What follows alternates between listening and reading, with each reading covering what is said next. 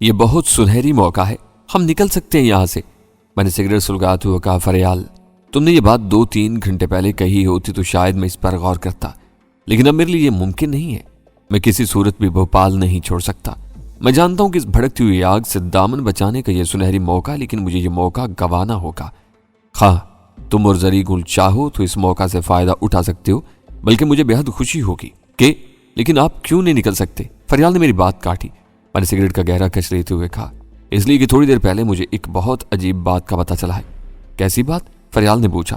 تمہیں یاد ہے نا کہ میں تھوڑی دیر پہلے کسی کو دیکھ کر اس کے پیچھے سڑک پر دوڑا چلا گیا تھا؟ ہاں مجھے زری گل نے بتایا تھا۔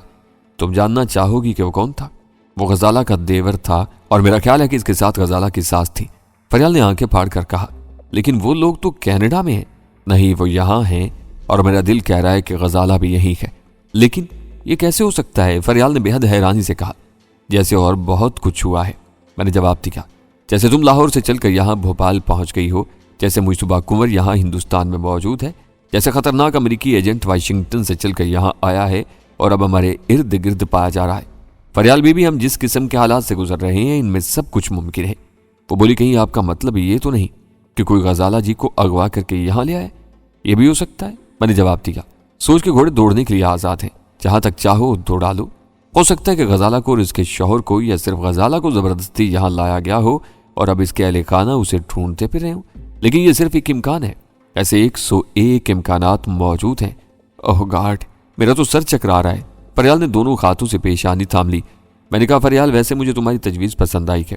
نیگرو محافظ کے سوا اس وقت کوئی ہمارا راستہ روکنے والا نہیں۔ تم اور زرین گل بڑی آسانی سے یہ جگہ چھوڑ سکتے ہو۔ میں وعدہ کرتا ہوں کہ 8-10 روز کے اندر میں بھی پاکستان پہنچ جاؤں گا۔ وہ بولی، اور اس عرصے میں آپ یہاں کیا کریں گے؟ غزالہ کو تلاش کروں گا اور یہ دیکھوں گا کہ وہ کس مصیبت میں ہے اور کسی مصیبت میں گرفتار تو نہیں۔ مجھے پورا یقین ہے کہ اگر اس کے سسرالی رشتہ دار یہاں ہیں تو وہ بھی یہیں ہوگی۔ لیکن بھوپال چھوٹا شہر نہیں، آپ اسے کیسے ڈھونڈیں گے؟ میں نے اس گاڑی کا نمبر نوٹ کر لیا تھا جس پر غزالہ کا دیور اور ساتھ سوار ہو کر گئے ہیں۔ مجھے امید ہے کہ اس نمبر کے ذریعے ان لوگوں کو تلاش کرنے میں زیادہ دشواری نہیں ہوگی۔ جو لوگ بھوکے کتوں کی طرح آپ کو ڈھونڈتے پھر رہے ہیں وہ آپ کو یہ کام کرنے دیں گے؟ ان کتوں کی دم میں نمدہ فٹ کر کے ان کی آنکھوں میں لال مرچیں جھونکنا میرا کام ہے۔ تم اس بارے میں فکر مند ہونے کی ضرورت نہیں، وہ بدلے ہوئے لہجے میں بولی۔ ایک بات ذہن نشین کر لیں شاہ جہاں صاحب، میں آپ کو یہاں اس حالت میں چھوڑ کر کہیں نہیں جاؤں گی، چاہے اس کے لیے مجھے کوئی بھی قربانی دینا پڑے۔ اور آپ جانتے ہیں کہ میں جو کہتی ہوں وہ کرتی ہوں، کیونکہ میں لڑکی ہوں کچھ اور ٹائپ کی۔ بہت خوب، بہت خوب، زری گل تالی بجاتا ہوا اندر داخل ہوا۔ اس طرح کا ڈائلاگ اداکارہ شبنم نے شاید فلم انمول میں بولا ہے۔ میں لڑکی ہوں ذرا اور ٹائپ کا، واہ کیا فکرہ ہے۔ یہ ہنسی مذاق کا وقت نہیں ہے زری گل، میں نے سنجیدگی سے کہا۔ ہم پریشان کن صورتحال سے گزر رہے ہیں، وہ تو ہم دیکھ رہے ہیں استاد صاحب، جہاں اور ذات ہوتا ہے وہاں پریشانی تو ہوتا ہے۔ فریال نے آنکھیں نکالی۔ زری گل، تمہارا اشارہ میری طرف تو نہیں؟ زری گل نے فوراً بات بدلی۔ توبہ ہے بی بی جی، ہم آپ کے لیے ایسا گستاخی کر سکتا ہے؟ ہمارا اشارہ تو اس ارجمند عرف الق کی پٹی کی طرف ہے، وہ سارے فساد کا جڑ ہے، اور یہ جڑ جو کا مافک استاد اکرام سے چمٹا ہوا ہے۔ اللہ کرے اس کو کسی کا آیا ہوا ہے۔ زری گل بدستور ہلکے پھلکے موڈ میں تھا، اور یہ صرف زری گل کی بات ہی نہیں تھی، ہم سب تھوڑے تھوڑے بے حس ہو گئے تھے۔ ابھی 2 گھنٹے پہلے ہم نے مسٹر جی کلارک کے 5 اسٹار ہوٹل میں کچھ تو خون کا بازار گرم دیکھا تھا۔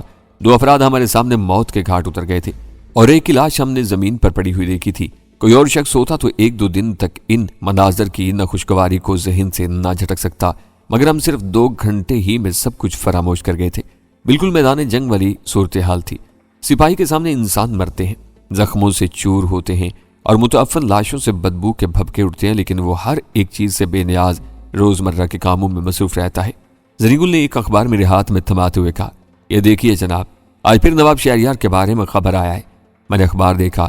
پہلے صفحے پر نواب شہریار کے قتل کے بارے میں 3 کالمی شہ سرخی موجود تھی۔ نیچے بھی اس سلسلے میں چھوٹی موٹی خبریں لگی ہوئی تھیں۔ جنازے کی تصویر تھی، بیوہ کا سوگوار پوز تھا۔ 2 کالمی خبر میں بتایا گیا تھا کہ نواب شہریار کے قتل کے ڈانڈے اس پراسرار شخص سے ملتے ہیں جو چند ماہ پہلے فرید کوٹ سے غائب ہو گیا تھا۔ اس حوالے سے نواب کے 2 ملازمین کے بیانات بھی چھاپے گئے تھے۔ ان ملازمین نے پورے وثوق سے کہا تھا کہ نواب شہریار اور اس کے بیٹے کے درمیان جھگڑے اور کچھ تو خون کا اصل سبب وہی 25 صندوق ہیں جو پراسرار ٹرک سے اتارے گئے تھے اور بڑے نواب نے کہیں محفوظ کر دیے تھے۔ خبر میں کسی طرح میرا نام بھی آ گیا تھا، اور رپورٹر نے بڑے سنسنیخیز انداز میں لکھا تھا، اس عمر کے کبھی شواہد پائے جاتے ہیں کہ استاد جہانی بھی اپنے ساتھیوں سمیت حیدرآباد میں موجود ہے اور یہاں رونما ہونے والے خونی واقعات میں اپنا کردار ادا کر رہا ہے۔ رپورٹ کے آخر میں اندیشہ ظاہر کیا گیا تھا کہ اب حیدرآباد اور گرد و نواح میں بھی وہی بدامنی پیدا ہو سکتی ہے جس نے اس سے پہلے فرید کوٹ میں قانون کے محافظوں کی نیندیں حرام کی رکھی ہیں۔ ان خبروں میں ایک چھوٹی سی خبر فیڈرل منسٹر راجندر سنگھ کے بارے میں بھی تھی۔ رپورٹر نے اپنے طور پر تحقیق کی تھی اور لکھا تھا جس شب نواب شہریار قتل ہوئے، منسٹر راجندر سنگھ اپنی پتنی اور پی اے کے ساتھ حیدرآباد کے نجی دورے پر تھے، اور کہا جاتا کہ انہوں نے ڈنر بھی مقتول نواب شہریار کے ساتھ کیا تھا۔ تاہم جس وقت پولیس موقع پر پہنچی، منسٹر صاحب یا ان کی پتنی اور پی اے میں سے کوئی بھی موقع پر موجود نہیں تھا۔ متعلقہ حکام اس سلسلے میں تفصیلات چھپانے کی کوشش کر رہے ہیں۔ موثوق ذرائع سے یہ بھی معلوم ہوا کہ نواب شہریار صاحب پاکستانی ٹرک سے برآمد ہونے والے تمام صندوق حکومت ہندوستان کے حوالے کرنے کا ارادہ کر چکے تھے، اور وزیر موصوف اسی سلسلے میں حیدرآباد پہنچے تھے، لیکن اس سے پہلے کہ یہ ملاقات بار آور ثابت ہوتی، نواب کو قتل کر دیا گیا۔ اخبار دیکھتے دیکھتے میں چونک گیا تھا۔ زرین گل اور فریال بیٹے ٹکر کھڑکی سے باہر دیکھنے لگے۔ یہاں سے مکان کا صحن اور مختصر گیٹ نظر آ رہا تھا۔ گیٹ سے باہر کسی کار کا ہارن سنائی دیا تھا۔ مینیجر رشید نے جلدی سے آگے بڑھ کر گیٹ کھولا اور ایک سفید ٹویوٹا کار رینگتی ہوئی اندر آ گئی۔ کار کے شیشے رنگ دار تھے، پھر بھی میں سروج عرف ارجمن بانو کو پہچان کیا۔ وہ پچھلی نشست پر بیٹھی تھی۔ کار کے دروازے کھلے اور سروج کے علاوہ مسٹر جی کلارک اور سائیں علی کی صورتیں نظر آئیں۔ سائیں علی حسب عادت دو نشستوں کے درمیان خلا میں پھنسا کر بیٹھا تھا۔ پاؤں ننگے، سر داڑھی میں دھول، گلے میں بے شمار مالائیں اور گھنٹیاں۔ اس کا چوگا سبز تھا لیکن مسلسل گرد آلود رہنے کے بعد خاکستری ہو چکا تھا۔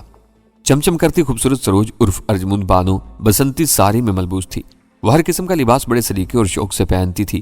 اس نے بڑے احترام کے ساتھ سائیں علی کو سہارا دیا اور گاڑی سے اتار لیا۔ مسٹر جی کلارک بھی لپک کر آئے اور انہوں نے سائیں کا دوسرا بازو تھام لیا۔ ایک امریکی ارب پتی ایک ایسے شخص کا خدمتگار بنا ہوا تھا جس کے جسم سے بدبو اٹھتی تھی اور جس کی غلیظ آنکھوں پر مکھیاں بھنبھناتی تھیں۔ سائیں علی اور مسٹر جی کلارک کی موجودگی میرے لیے زیادہ حیران کن نہیں تھی، کیونکہ اس سے پہلے وہ ہمارے ساتھ ہی مسٹر کلارک کے 5 اسٹار ہوٹل میں موجود تھے۔ لیکن یہ سروج عرف ارجمن بانو کہاں سے اٹپکی تھی؟ میں نے آخری بار اسے پنڈت مہاراج کے 6 منزلہ تہ خانے میں دیکھا تھا۔ اس کے بعد 5-6 یوم تک اس کا کوئی پتہ نہیں چلا تھا۔ میرے ذہن میں فوراً آیا کہ سروج کو یہاں لا کر ہمارے سر پر سوار کیا جانے والا ہے، اور یہ کام سائیں علی کر رہا تھا۔ دوسرے لفظوں میں اس نے ٹھیکہ لے رکھا تھا کہ وہ سروج کو دفینے تک پہنچا کر دم لے گا۔ یقیناً اب اس نے اپنے نئے عقیدت مند مسٹر جی کلارک کو مجبور کیا ہوگا کہ وہ سروج کو پنڈت مہاراج کے تہ خانے سے برآمد کرائیں اور یہاں اس مکان میں پہنچائیں تاکہ وہ دفینے تک پہنچنے کی دوڑ میں الگ تھلگ نہ رہ جائے۔ میرا یہ اندازہ بعد ازاں درست ثابت ہوا۔ سروج کو مسٹر کلارک کی سائیں علی کے کہنے پر یہاں لائے تھے۔ کار سے اترنے کے بعد سائیں علی صحن کے ان وسط میں پہنچا اور غیر متوقع طور پر آلتی پالتی مار کر بیٹھ گیا۔ وہ جہاں بیٹھتا تھا اس کے عقیدت مندوں کے لیے وہی جگہ خانقاہ ہوتی تھی۔ میں نے دیکھا کہ سائیں کے بیٹھتے سروج بھی دو زانو ہو کر گرد آلود فرش پر بیٹھ گئی۔ مسٹر جی کلارک بیٹھنے سے جھجک رہے تھے، لہٰذا ایک ستون کے پاس مؤدب کھڑے ہو گئے۔ سائیں علی نے مینیجر رشید کو حکم دیا کہ وہ ایک چھڑی لے آئے۔ مسٹر جی کلارک کے اشارے پر 5 اسٹار ہوٹل کا نہایت باروب مینیجر حکم کی تعمیل کے لیے دوڑا پڑا۔ تھوڑی دیر بعد وہ کسی درخت سے ایک چھڑی نمائش شاخ اتار لایا تھا۔ سائیں علی نے کسی اسکول ماسٹر کی طرح چھڑی کو گھما کر دیکھا، پھر سروج کو حکم دیا کہ وہ اپنا ہاتھ آگے بڑھائے۔ بلا ہیلو حجت کسی اسکول کر کی طرح سروج نے ہاتھ آگے بڑھا دیا۔ سائیں علی نے چھڑی سے ہاتھ پر ضرب لگائی۔ تکلیف کی شدت سے ارجمن کا رنگ گلابی ہو گیا اور اس نے ہاتھ کو اپنے دوسرے ہاتھ میں بھینچ لیا۔ سائیں علی نے چھڑی کی حرکت سے حکم دیا کہ وہ دوسرا ہاتھ نکالے۔ ارجمن نے فوراً دوسرا ہاتھ بڑھایا۔ سائیں علی نے اس ہاتھ کی نازک ہتھیلی پر بھی اچھی خاصی ضرب لگائی۔ اس کے بعد یہی عمل دونوں ہاتھوں کے ساتھ 3-4 بار دہرایا گیا۔ ارجمن کی آنکھوں سے آنسو ٹپک پڑے، لیکن وہ بے حس و حرکت بیٹھی رہی۔ اڑوس پڑوس کے لوگ جو پہلے ہی ایک دلچسپ تماشا دیکھ چکے تھے، اب ایک اور زبردست تماشا دیکھنے کے لیے منڈیروں پر جمع تھے۔ مینیجر رشید نے ڈانٹ ڈپٹ کر انہیں پیچھے ہٹا دیا۔ سائیں علی نے گرج کر سروج سے پوچھا، آئندہ ایسی حرکت ہوگی؟ وہ بڑی ندامت سے نفی میں سر ہلانے لگی۔ سائیں علی نے مینیجر رشید کو حکم دیتے ہوئے کہا، چاہو اس خبیث شفیع محمد کو یہاں لاؤ۔ سائیں علی نامعلوم وجہ کی بنا پر مجھے شفیع محمد کہتا تھا۔ مینیجر رشید حیرانی سے ارجمن اور مسٹر کلارک کی طرف دیکھنے لگا۔ ارجمن نے وضاحت کرتے ہوئے کہا، سائیں جی شاہجہاں صاحب کو پوچھ رہے ہیں۔ مینیجر رشید اندر آیا اور مجھے لے کر باہر صحن میں چلا گیا۔ سائیں علی نے مجھے سرتاپا گھورا، جیسے کئی برسوں کے بعد مجھے آج دیکھ رہا ہو۔ شفیع محمد، تم جانتے ہو کہ یہ ہماری بات کی حکم عدولی کر رہی تھی اور اس حکم عدولی کی اسے سزا مل رہی ہے۔ ہم نے اسے کہا تھا کہ یہ ہر وقت تمہارے ساتھ رہے گی، لیکن یہ پچھلے کئی روز سے اس مندر میں تھی جہاں سے ہم اسے لے کر آئے ہیں۔ اس کا کہنا ہے کہ وہ بے قصور ہے۔ تم اسے وہاں چھوڑ کر چلے آئے تھے، لیکن ہم سمجھتے ہیں کہ وہ قصوروار ہے۔ تم اسے چھوڑ آئے تھے تو اس کا فرض تھا کہ تمہیں تلاش کرتی، تم تک پہنچتی۔ بہرحال اب اسے سزا مل چکی ہے۔ اب آپ مجھ سے کیا چاہتے ہیں؟ میں نے پوچھا۔ وہ بولا، تمہارا قصور سروج سے کہیں بڑا ہے، لیکن ہم تمہیں سزا نہیں دے سکتے۔ کیونکہ ہمارا تمہارا کوئی رشتہ نہیں، نہ پیری مریدی کا، نہ خون کا، نہ کوئی اور۔ لیکن اس کا مطلب یہ نہیں کہ تمہیں سزا نہیں ملے گی، ضرور ملے گی، لیکن کسی اور وقت، کسی اور ڈھنگ سے۔ اب ہم ایک بار پھر تم دونوں کو تنبیہ کرتے ہیں کہ ایک دوسرے کا ساتھ تمہارے لیے مفید ہے اور ایک دوسرے سے دوری تم دونوں کی ناکامی ہے۔ تھوڑی دیر ہم دونوں کو لیکچر پلانے کے بعد سائیں علی کمال بے نیازی سے اٹھا۔ قریبی ویٹ لفٹنگ میں استعمال ہونے والے لوہے کی بار پڑی تھی۔ سائیں نے بار اٹھائی اور سیڑھیوں کی طرف بھاگا۔ جو ہی اس نے سیڑھیاں چڑھنا شروع کی، پڑوسیوں کی چھت پر کھڑے تماشائی چیختے چلاتے بھاگ اٹھے۔ انہیں ڈرانے دھمکانے اور سلواتے سنانے کے بعد سائیں علی اطمینان سے نیچے اترا اور گیٹ کے نزدیک کھڑی گاڑی میں جا کر بیٹھ گیا۔ اس بات کی طرف اشارہ تھا کہ وہ واپس جانا چاہ رہا ہے۔ مسٹر کلارک نے فوراً باوردی ڈرائیور کو اشارہ کیا اور خود بھی گاڑی میں نشست سنبھال لی۔ چند لمحے بعد گاڑی گیٹ سے نکل رہی تھی۔ متوسط درجے کی گنجان آبادی میں گھرا ہوا یہ مکان 2 منزلہ تھا۔ فرنیچر معمولی تھا اور دیگر گھریلو سامان بھی پرانا اور سستا تھا۔ مکان کی پیشانی پر ٹائلوں کے اوپر بڑے اہتمام سے برکت منزل کے الفاظ لکھے تھے۔ یا تو مالک مکان کا نام برکت تھا یا پھر مکان کو بابرکت بنانے کے لیے برکت منزل قرار دیا گیا تھا۔ اس مکان کے اندر ہم نے 4-5 روز بڑی خاموشی سے گزارے۔ امریکن ایجنٹ اینڈریو اور اس کا نیگرو ساتھی مائیکل سائے کی طرح اس 4 دیواری کے گرد منڈلا رہے تھے۔ ان کے علاوہ بھی کچھ لوگ یہاں موجود تھے جنہیں ہم دیکھ نہیں سکتے تھے۔ یقیناً وہ سب کے سب مسلح اور ہماری حفاظت کے لیے پوری طرح چوکس بھی تھے۔ 2-3 اخبار روزانہ ہم تک پہنچتے تھے۔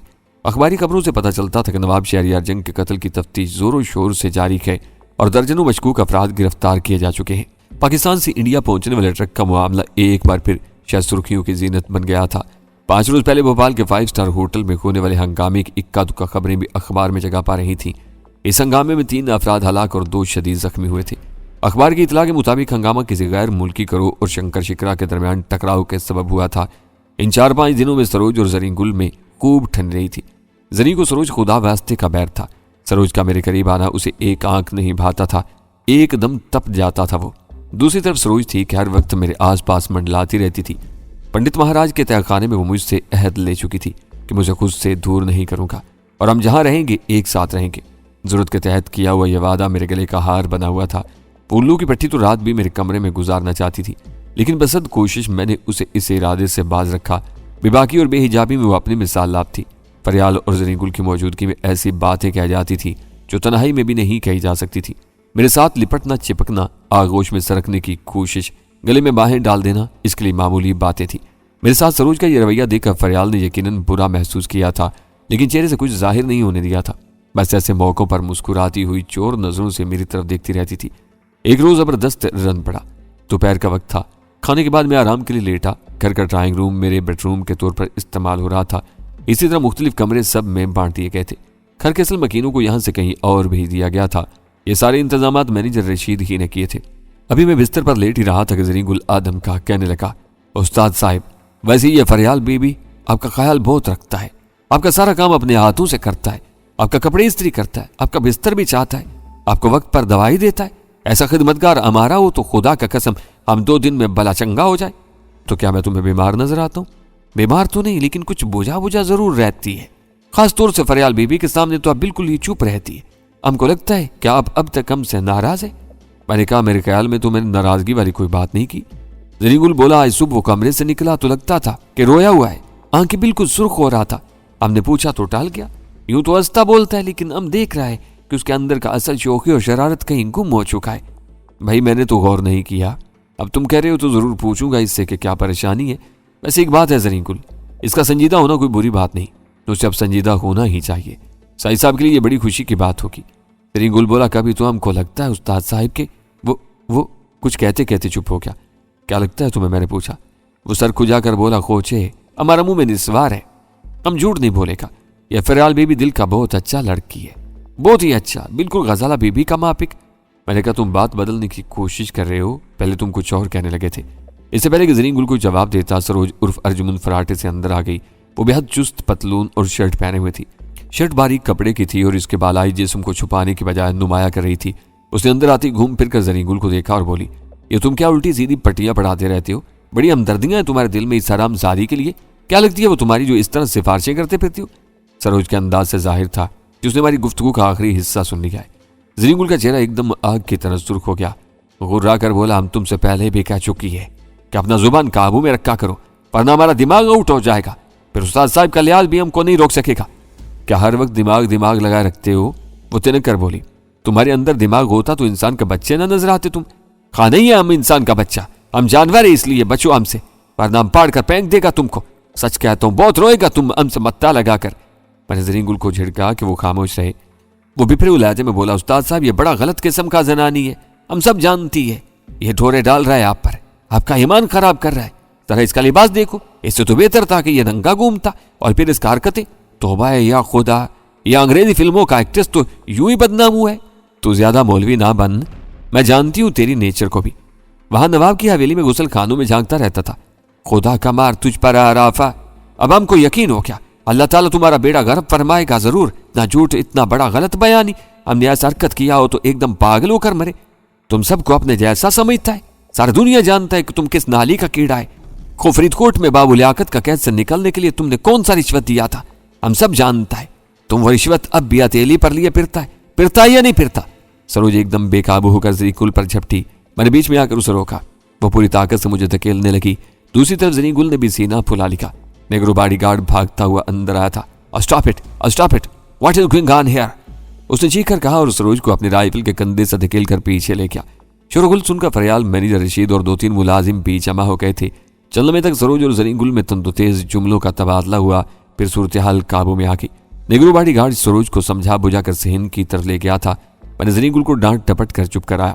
وہ فیصلہ کن لہجے میں بولا. استاد صاحب ہم آپ کو صاف صاف بتا دیتی ہے، اب یہ بے شرم زنانی آپ کا ساتھ رہے گا یا ہم، اگر آپ اس کا ساتھ نہیں چھوڑ سکتا تو ہم کو اجازت دے گا. ہم ابھی سے یہاں سیدھا پشاور کے لیے روانہ ہوئیں گا. وہاں پنڈت مہاراج کے تہخانے میں بھی اس نے ہم سے بد کلامی کیا، اب پھر کتیا کی طرح بھونکتا ہے. ہمارے منہ میں نسوار ہے، ہم جھوٹ نہیں بولے گا. یا ہمارا بیوی ہوتا تو ہم ابھی اسے 3 طلاق دیتا. میں نے کہا میری ہوتی تو میں بھی دے دیتا، لیکن یہ خانہ خراب تو کسی کی بیوی ہی نہیں ہے، پھر بھی سب کی ہے. زرین گل نے غصہ نکالا. فریال منہ پھیر کر رہ گئی. 2 دن مزید گزرے. تیسرے روز رات کو زرین گل خاموشی سے میرے پاس آیا. کہنے لگا استاد صاحب وہ آرامزادی سروج کو گڑبڑ کر رہا ہے. ابھی ہم نے اسے کالے کے ساتھ گاڑی سے اترتے دیکھا ہے. کون کالا؟ وہی فرنگی کا بچہ جو ہمارا گارڈ بنا پھرتی ہے. وہ انگریزی بڑا ہنسنس کر باتیں کرتا ہے سروج سے، یہ سوچنے کا بات ہے. اس وقت وہ دونوں کہاں سے آ رہے تھے؟ اس سے پہلے کہ زرین گل کو جواب دیتا یا تجویز پیش کرتا، ایک آواز نے اسے چپ کرا دیا. اس کے ساتھ ہی ہمارے سارے منصوبے دھرے رہ کے، اور ایک ایسی آندھی نے ہمیں دبوچ لیا کہ کچھ کہنے سننے کی سخت باقی نہ رہی. سب سے پہلے فائر مکان کے عقب میں ہوا تھا اور یہ 12 بور رائفل کا فائر تھا. رات کے سناٹے میں فائر کی آواز دور تک گئی تھی. اس کے فوراً بعد خودکار رائفل کا خوفناک کہکا گونجا اور ہمارے کمرے کا روشن دان چکنا چور ہو کر فرش پر آن گرا. ایک میری چھٹی حص نے پکار کر کہا کہ اس مکان کو چاروں طرف سے نہایت خطرناک لوگوں نے گھیر لیا ہے. میں نے اور زرین گل نے ایک ساتھ اپنے ریوالور نکالے اور دروازے کی طرف بڑھے. اس سے پہلے کہ ہم دروازہ کھولتے وہ یوں کھلا جیسے توپ کا گولا اس سے آ ٹکرایا ہو. مجھے اپنے سامنے ایک مسلح شخص کی جھلک نظر آئی. میں نے خود کو زمین پر گرایا اور بے دریغ فائر کیا. گولی نوار کی چھاتی پر لگی اور وہ پشت کے بل فرش پر گرا. اس کے اوپر سے ڈائیو کر کے میں اوندے منہ برآمدے کے چکنے فرش پر آیا. مجھے نیگرو باڈی گارڈ مائیکل دکھائی دیا. اس نے بڑی پھرتی سے سیڑھیوں پر پوزیشن لی اور دروازے کی طرف فائر کرنے لگا. اس کے پاس نہایت طاقتور اسپیڈی ایکشن رائفل تھی. میں نے ایک ہٹے سکھ کو لڑکھڑا کر مین گیٹ کے پاس گرتے دیکھا.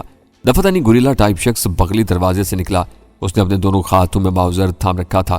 ماؤزر کا رخ سیڑھیوں پر موجود نیگرو باڈی گارڈ کی طرف تھا. باڈی گارڈ کا رخ دوسری طرف تھا.